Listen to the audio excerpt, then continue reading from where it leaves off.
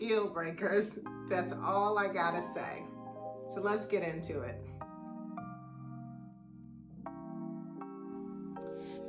Deal breakers are probably something that we all should have, right? No matter what it is, if it's like work, if it's personal, whatever, if it's relationships, we should always have these top deal breakers, right?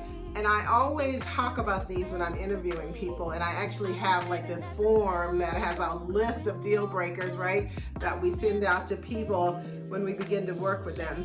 And I think that you should at least have one or two deal breakers, and deal breakers are not the same thing as preferences, and we'll get into that a little bit later. But let's talk about some deal breakers, right?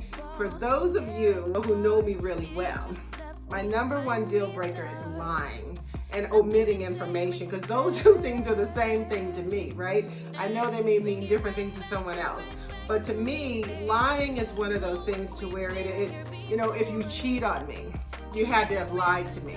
If you hurt me in some way, it's probably because you lied to me, right? And so lying to me is like my number one deal breaker, even though some people think that's weird because they think that cheating should always be someone's top deal breaker. But I truly believe that if you cheat on someone, you had to have lied to them at some point in time. Now, my top second deal breaker is when people don't want to apologize. They know they're wrong, they know they've wronged you, they know they've hurt you in some way, but they don't want to apologize. And then they want to start these apologies with, if I did something wrong, if I wronged you, if I hurt you, I didn't mean to. And that to me is not an apology. Let me just tell you. That's trying to say, I'm not sure I did it, I don't know, I'm not really admitting to it. So people who don't want to acknowledge and apologize, truly apologize to you, that's like my second top deal breaker. So these are my deal breakers. For you guys, you want to know what are some of the things that you just can't deal with, right? Some of the things that you can't live with, and some of the things that you can't tolerate and don't want to tolerate in a relationship with someone. Whatever that is for you. If you haven't really thought about it, then really think about that. Think about, your past relationships. Think about like what hurt you the most. Think about like how something could have been different, or maybe someone could have been different for you. And think about that, right? Think about like, I don't like people to lie to me. I'm just saying that. So to me, that is my top deal breaker. And it's really, really hard for me to move past that. So when you're trying to determine, what's your top deal breaker? So when you're dating people and you're getting to know people and you're starting these relationships, right? Please, I recommend you, I kid you not, do not let these deal breakers, go. Don't let them slip and slide all over the place, Be very concrete and solid in your foundation when it comes to, these are my deal breakers. Because so many times I hear people say, I knew this was an issue, but I still accepted it. I thought we could work it out. We talked about, it being better. But to be honest with you, what's the point? If you know that lying is a deal breaker for you, why date someone who's a liar? Why date someone you can't trust, right?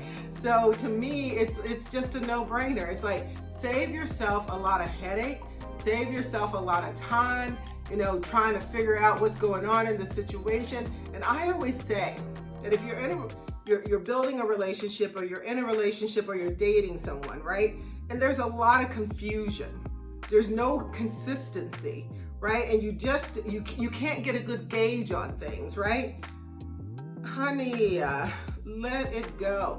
Because what happens is that, you're spending too much time trying to figure out, and this is just me for an example, is this person lying to me? Can I trust this person? What is the point of that, right?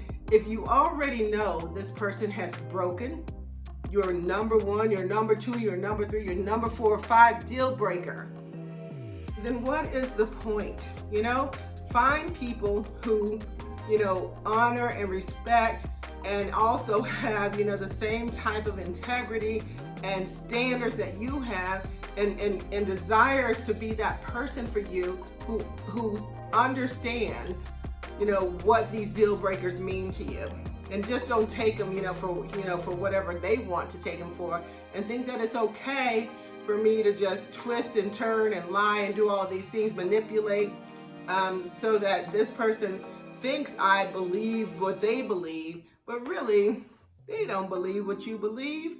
So just take it for what it is and realize that if you have, or if you haven't established some solid deal breakers, at least 2 or 3, for what you don't want in a relationship, what you don't want in a person, who you don't want to date, then I encourage you to do that today. Now, deal breakers and preferences are not the same thing. Preferences are, I like someone with brown eyes. I like someone who's 6 foot tall. I like someone who, has a great job. I like someone who drives a fancy car. Those are preferences. They're not the same thing as deal breakers. So, don't get that twisted to where you think like, if they don't have this, I want someone who's financially stable. That's a preference, honey. That's not a deal breaker. What you want, I would think, is someone who can take care of themselves, and, financially stable means a lot to a lot of people. So, know the difference between your preferences and the things you can't live without.